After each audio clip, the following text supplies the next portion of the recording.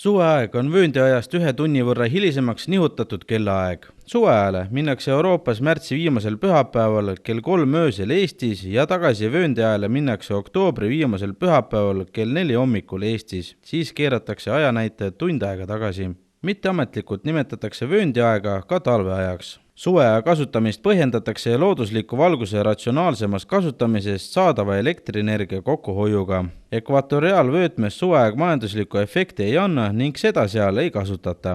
Suveaja idee pakkus välja Benjamin Franklin 1784. aastal. Ta soovitas nõnda säästa küünlaid. Esimest korda kehtestati suveaeg Saksamaal 30. aprillil 1916. Tänapäeval kasutavad suveaega põhjapoolkeral Kanada, Ameerika Ühendriigid ja Euroopa riigid ning lõunapoolkeral Austraalia, Uus-Meremaa, Paraguay, Tšiili ja Brasiilia. Venemaa loobus 2011. aastal talveajale üleminemisest. Euroopas ei kasuta suveaega Island, Valgevene ja Venemaa. Suveajale lähevad üle kõik Euroopa Liidu liikmesriigid, kuna siseturu ühtse toimimise huvides kehtib kogu Euroopa Liidus ühine kuupäev ja kellaaeg suveaja alguse kohta.